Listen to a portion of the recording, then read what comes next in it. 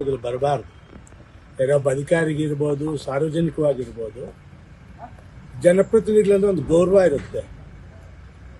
ಆ ಗೌರವ ನಾವು ಕಡಿಮೆ ಮಾಡ್ಕೊಂಡಾಗಾಯ್ತು. ಇದು ಅಕ್ಷಮ್ಯ ಅಪರಾಧ. ಸರ್ಕಾರ ಆಲ್ರೆಡಿ ನಮ್ಮ ಸರ್ಕಾರ ಅವ್ರಿಗೆ KPCC ನೋಟಿಸು ಕೊಟ್ಟಿದೆ.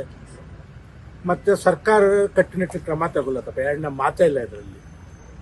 ಯಾಕಂದರೆ ನಾನು ವಿಡಿಯೋ ನೋಡಿದಾಗ ನನಗೆ ಬೇಸರ ಆಯಿತು. ಒಬ್ಬ ಈ ರಾಜಕೀಯ ಜೀವನದಲ್ಲಿರೋರಿಗೆ.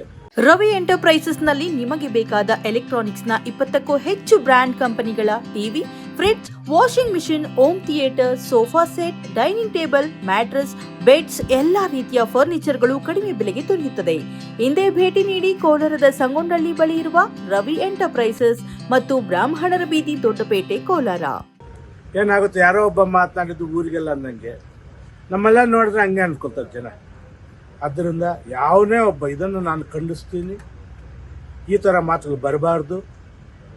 ಏನು ಪಾಪ ಅಮ್ಮ KS ಅಧಿಕಾರಿಗೆ ಖಂಡಿತವಾಗ್ಲೂ ನಾವೆಲ್ಲ ಅಮ್ಮನಿಗೆ ಜೊತೆಯಲ್ಲಿರ್ತೀವಿ. ಯಾವುದೇ ಇಂಥ ವಿಚಾರಗಳಲ್ಲಿ ಅಮ್ಮ ಯಾವುದೇ ಮನಸ್ಥಿತಿಯಲ್ಲಿ ಕುಗ್ಗುವ ಅವಶ್ಯಕತೆ ಇಲ್ಲ.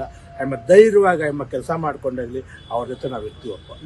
ಇನ್ನು ಬರ್ತಾ ಇದೆ, ನಮ್ಮ KPCC ಅಧ್ಯಕ್ಷರು ಇದ್ರ ಬಗ್ಗೆ ಗಮನ ಹರಿಸಿದ್ದಾರೆ. ಆಲ್ರೆಡಿ ನಾನು ರಿಪೋರ್ಟ್ ತರಿಸ್ಕೊಳ್ತಾ ಇದ್ದೀನಿ ಅಂತ ಹೇಳಿದ್ದಾರೆ.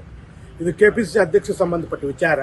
ಖಂಡಿತವಾಗ್ಲೂ ಕಠಿಣ ಕ್ರಮ ಅಂತೂ ತಗೊಳ್ತಾರೆ. ಯಾಕಂದರೆ ಇದುವರೆಗೂ ನಾನು ನೋಡಿದಂಗೆ ಪ್ರತಿಯೊಬ್ಬರು ಇದನ್ನು ಖಂಡಿಸಿದ್ದಾರೆ. ನಮ್ಮ ಮಿನಿಸ್ಟರ್ ಇರ್ಬೋದು, KH ಮುನಿಯಪ್ಪನವರು ಇರ್ಬೋದು, ಎಲ್ಲರೂ ಖಂಡಿಸಿದ್ದಾರೆ.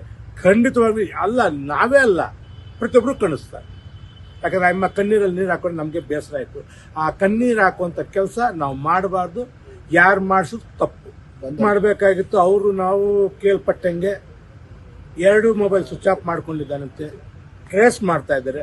1-2 ದಿವಸದಲ್ಲಿ ಬಂದನಂತೂ ಮಾಡ್ತಾರೆ.